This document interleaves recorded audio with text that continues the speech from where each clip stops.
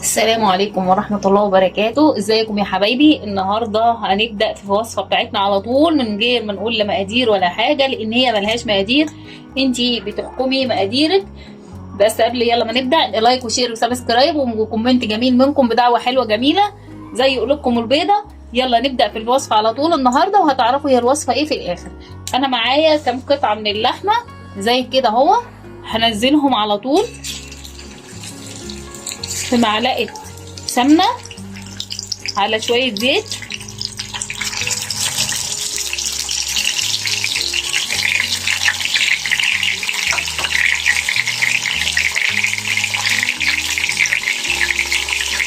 هتاخد لون حلو معايا كده، اشوحها كده تشويحة.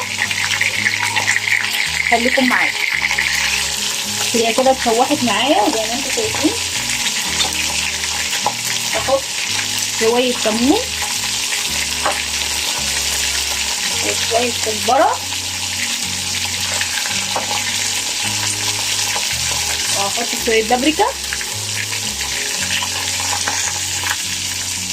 وهحط معاكي شوية بهارات لحمة.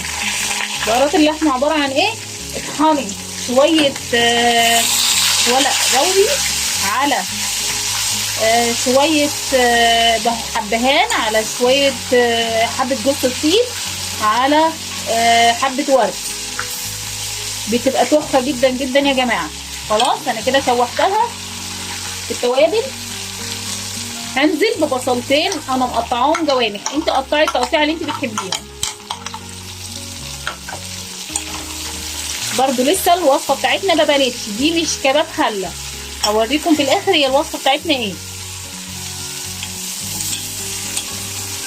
هشوحهم كده مع بعض حلو قوي. هنزل بيه تاني، عندي جزرتين مقطعاهم مكعبات، جزرتين اهم مقطعين ايه مكعبات. نشوح كله ببعضيه كويس.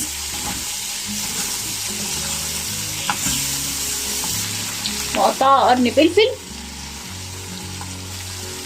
حار، انت قطعي الفلفل اللي انت عايزاه، فلفل رومي او فلفل الوان اللي يريحك كده. تمام، شوحها كويس جدا.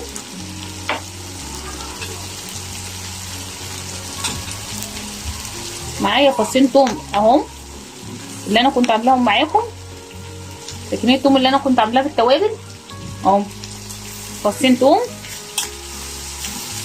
هحط معلقه عسل. العسل ده هيعمل ايه معايا؟ هيكرملها لي وهيخليها تحفه، هيخليها حلوه جدا. تمام. طيب وايه تاني؟ هيخلي لي اللحمه بتاعتي محتفظه بالميه بتاعتها، وتبقى طريه كده ومكرمله وتبقى حلوه. هنقلبهم كويس جدا، وهبدا انزل عليهم بايه؟ بميه سخنه. لازم ميه سخنه، ما تكونش ميه ايه بارده. تستوي كويس جدا، يعني حتى لو نص سوا كده. وهقول لكم دلوقتي انا هسويهم قد ايه، خدوا قد ايه وقت على النار. اول ما تبدا تغلي معايا هبدا اهدي عليها النار وتستوي كويس مع نفسها. تعالوا بقى نشوف الوصفه بتاعتنا وصلت لحد فين. شايفين الصوص اللي فيها ده؟ انا عايزه صوص زي كده فيها. انا زودتها شويه ميه صغيرين مش كتير، على حسب اللحمه بتاعتك، على حسب ما تاخد منك. هي كده دلوقتي حاليا كده نص سوا، مش مستويه جامد. عندي فاصوليا خضراء بس هي كانت في الفريزر. خلاص انت لو انت عندك الفاصوليا بتاعتك مش في الفريزر لسه خضراء، هتحطيها ايه تشوحيها مع الحاجات قبل ما تحطيها تستوي، هتتشوح. وعندي دي حبه توم فاضله من التوم اللي احنا كنا حاطينه، ولازم احط حبه توم كده في الاخر، يعني يكونوا نيين مش متشوحين، بيدوا طعم حلو قوي كده. خدت الفاصوليا بتاعتي الغلوه اللي انا كنت عايزاها. خلاص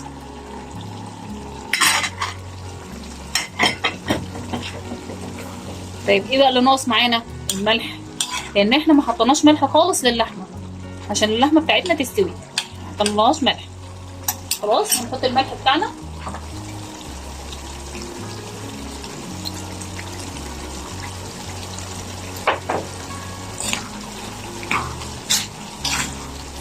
وهنطفي بقى عليها. يلا بقى نفضيها في الطواجن وهندخلها الفرن.